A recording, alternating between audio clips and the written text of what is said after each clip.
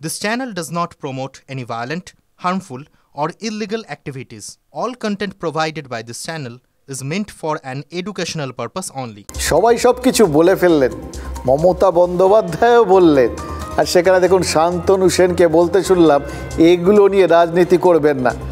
আচ্ছা, যেখানে রাজনীতি রয়েছে বলে মুখ্যমন্ত্রী নিজে বলছেন সেখানে রাজনীতি নেই, এটা শান্তনু সেন কী করে জানবেন বলুন তো? জানলেনই বা কী করে? হ্যাঁ দেখুন, এবং আরেকটা জিনিস মনে হচ্ছে কুণাল ঘোষ এই যে ধর্ণাটা দিলেন, মানে কোনো জিনিসে কিছুর প্রতিবাদে বা কারুর বিরুদ্ধে কেউ তো কোনো ধর্ণা দেয়, কোনো দাবি তোলে, উনি রাজ্য সরকারের নজর ফেরানোর জন্য তাহলে ধর্ণা দিচ্ছেন। তাহলে রাজ্য সরকার, তার দলের সরকার, তারাই কি এতদিন ভুলে মেরে দিয়েছিল এই সমস্ত কিছু? কুণাল ঘোষ আজ নিজের দলের সরকারকে মনে করাতে নামলেন। অনিতা দেওয়ানের কথা, ডক্টর অনিতা দেওয়ানের কথা, সফল হয়েছেন, মুখ্যমন্ত্রীরও মনে পড়ে গেছে, আমরা বুঝতে পারছি। দেখুন, আরজি করের ঘটনার পর থেকে অবশ্য দেখছি কোথাও গিয়ে তৃণমূলের বিভিন্ন নেতার মতামতটা না ঠিক এক লাইনে যাচ্ছে না, ম্যাচ করছে না। এই যেরকম শুনলেন শান্তনু সেনের মতামত, এবার সংবাদ মাধ্যমে শান্তনু সেন বলেছেন যা ঘটেছে তারপর নাকি দলকে ডিফেন্ড করতে পারছেন না। সত্যি কথাই তো, অকারণে তিনি এই জন্যে হয়তো তিনি মনে করছেন যে দলের এর মধ্যে দোষ নেই, সুতরাং আলাদা করে ডিফেন্ড করার দরকারই নেই। এটা একটা ব্যাখ্যা হতে পারে, অথবা এটাও হতে পারে এমন সব কাণ্ড কারখানা ঘটছে দলকে ডিফেন্ড করার সুযোগও নেই। এবার দেখার বিষয় যে এবার তৃণমূলের 11 জন মহিলা সংসদ, তিনি তো লোকসভায় গেছেন, সেখানে তারা এই আরজি করটাকে নিয়ে যাবেন কি? শীতকালীন অধিবেশনে আরজি কর নিয়ে তাদের তো ছেড়ে কথা বলবেন না বিজেপি সাংসদরা, এটা বোঝা যাচ্ছে। হয়তো সেটা আগামাজ করেই মহুয়া মৈত্র ঘটনার নিন্দা করেছেন আর স্বচ্ছ এবং নিরপেক্ষ ঘটনার তদন্তের দাবি করেছেন আর কি। এতদিন তো সেভিয়ার হিন্ডেনবার্গ নিয়ে মেতেছিলেন লোকসভার বিরোধী দল নেতা রাহুল গান্ধীও, তিনিও অবশেষে মনে করেছেন যে এটা একটা বড় ঘটনা। তো এরকমভাবে গোটা দেশ জুড়ে ডাক্তাররা সবাই স্ট্রাইকে বসে গেছেন, ধর্মঘট করছেন, বাংলায় এরকমভাবে এটা দেখুন, ওই একটা সময় বলা হতো না, what Bengal thinks today India thinks tomorrow, Gopal Krishna গোখেলের সেই কথাটা মনে হচ্ছে আবার সত্যি হচ্ছে। এরকম জিনিস মানে বাংলা কেন, ওটা ভারত দেখেনি এরকম স্বতঃস্ফূর্ত এইভাবে মানুষজনের রাস্তায় নেমে আসা, এটা একটা অভূতপূর্ব জিনিস হচ্ছে। অন্তত এইটা জীবদ্দশায় যে দেখলাম একদিনের জন্যে হোক, এটা মনে রাখবো, বাঙালি প্রতিবাদ করতে পারে। ওই স্বাধীনতা সংগ্রামের সময় বাঙালি কী করেছিল আমরা জানি না, তারপর তো আমাদের বিভিন্ন রকমভাবে দেগে দেওয়া হয়েছে, কিন্তু এটা একদম প্রতিবাদী, এরা স্বতঃস্ফূর্তভাবে, মানে দল মত নির্বিশেষে মানুষজন নামতে পারেন পথে। আজকে দেখছি, আরও দেখবো, হয়তো যত সময় যাবে আজকে দেখবো, হয়তো এমন কিছু দেখবো আজকে যেটা আমরা কেউ কখনো ভাবতে পারেনি। রাহুল গান্ধী হয়তো ভাবতে পারেন, যেটুকুনি এখন অবধি সম্ভাবনা দেখেছেন সেটাও হয়তো ভাবতে পারেননি, তাই জন্য যখন বুঝেছেন তখন এই নারকীয় হত্যালীলা নিন্দে করার সময় পেয়েছেন, পোস্ট করেছেন হিন্দিতে। তার মানে শুধু ইন্টেলেকচুয়াল এলিট শ্রেণী নয়, রাহুল হিন্দিভাষী গোটা উত্তর ভারতকে বাংলার পরিস্থিতিটা ব্যক্ত করেছেন এবং প্রমাণ ধামাচাপা দেওয়ার অভিযোগ করেছেন। আচ্ছা, রাহুল আরজি করের সঙ্গে হাথরাস, উন্নাও, কাটোয়ার উল্লেখ করে যে কাণ্ডটা করেছেন তাতে কি দাঁড়ালো বলুন তো? তৃণমূল আর বিজেপিকে গিয়ে এক বেঞ্চে বসিয়ে দিলেন রাহুল, অন্তত বসানোর চেষ্টা করলেন নাকি? দেখুন, একটা তো ঘটনা, এটা রাজনীতি, এই জায়গাটা রাজনীতি। জোটে থাকলে শরিকদের এরকম চাপে রাখতে হয়, কারণ রাহুল গান্ধীর জায়গা বাছাইয়েও তো বাজ বিচার রয়েছে। বিজেপি আর তৃণমূল শাসিত রাজ্যগুলোর নাম করেছেন, কিন্তু কয়েক মাস আগে ওই কংগ্রেস শাসিত কর্ণাটকে যে কংগ্রেসের কাউন্সিলরের মেয়েকে প্রকাশ্যে কুপিয়ে মারা হয়েছে তার উল্লেখটুকুও করেননি। মমতা বন্দ্যোপাধ্যায় আবার বেহালার ম্যান্টনে পাল্টা প্রশ্ন তুলে দিয়েছেন যে কংগ্রেস শাসিত রাজ্যগুলোতে কি কখনো এরকম কিচ্ছু ঘটেনি। দেখুন, এগুলোকে না ওই ফ্রেন্ডলি টাসেল বলে আর কি, বন্ধুত্বপূর্ণ সংঘাত এরকম হয় জোটের মধ্যে, জোটগত সংঘাত।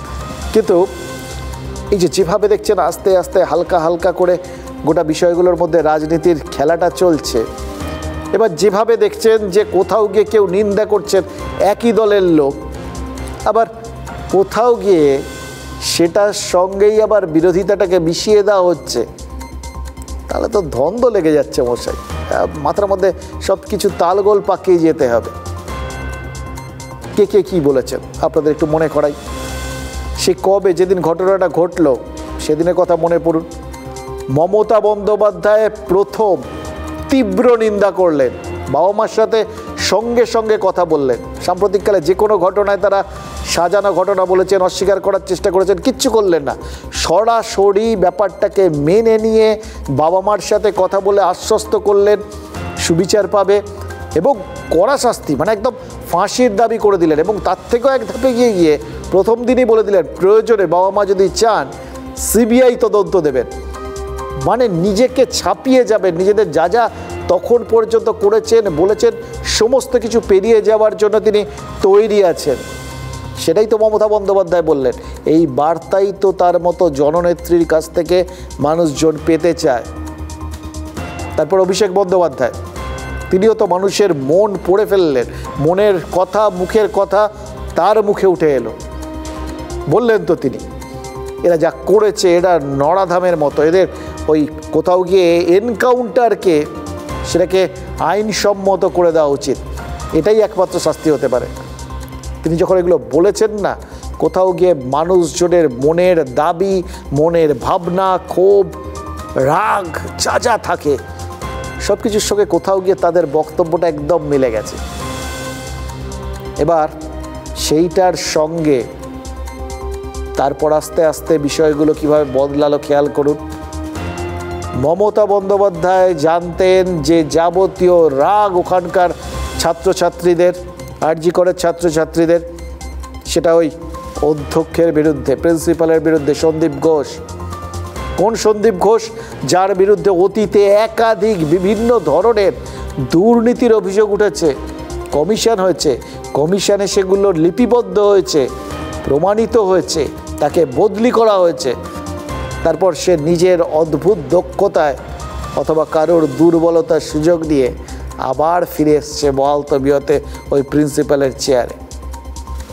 সেই সন্দীপ ঘোষ সবার সামনে দাঁড়িয়ে বললেন, এত হেনস্থা, লোকজন যা বলছে এগুলো সহ্য হচ্ছে না, এক মেয়ের মৃত্যু হয়েছে, সেই জন্য তিনি পদত্যাগ করছেন, চাকরি ছেড়ে দিচ্ছেন, সরকারি চাকরি ছেড়ে দিচ্ছেন। তিনি ছেড়ে দিলেন, মুখ্যমন্ত্রী ধরে নিলেন, বলেন বোঝানো হচ্ছে ওকে। এবং তারপরেই দেখলাম বিকেলের মধ্যে সরাসরি তিনি ন্যাশনাল মেডিকেল কলেজের প্রিন্সিপালের চাকরিটা পেয়ে গেলেন। অদ্ভুত একটা উল্টোমুখী স্টেপ নয়?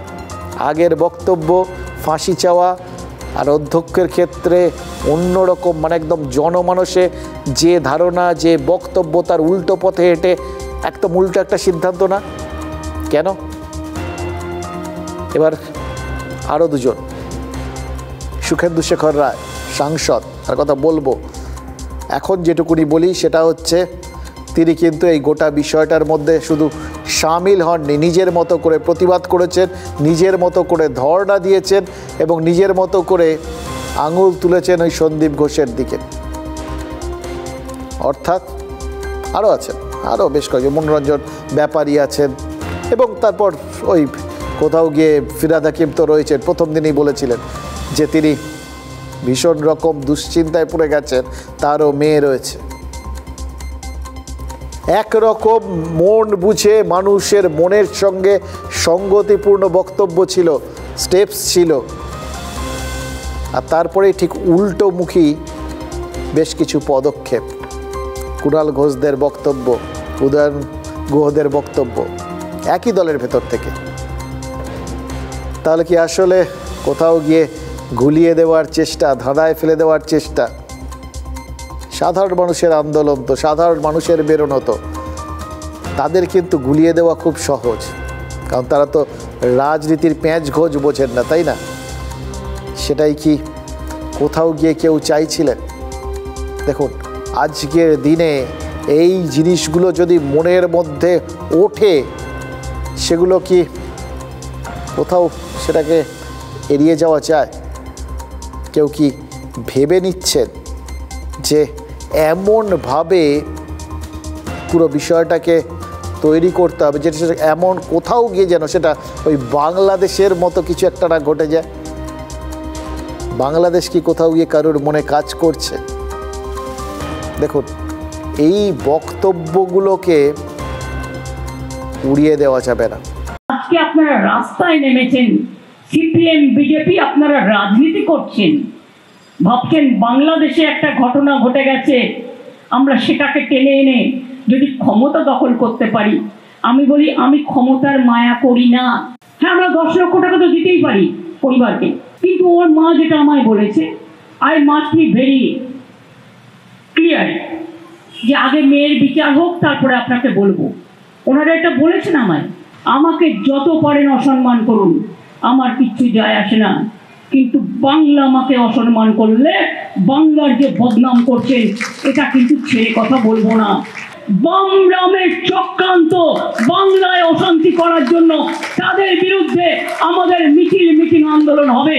রামায়ণে আপনারা শুনেছিলেন, আমি এখানে বলি, এখানে লঙ্কা কাণ্ড করা অত সহজ নয়।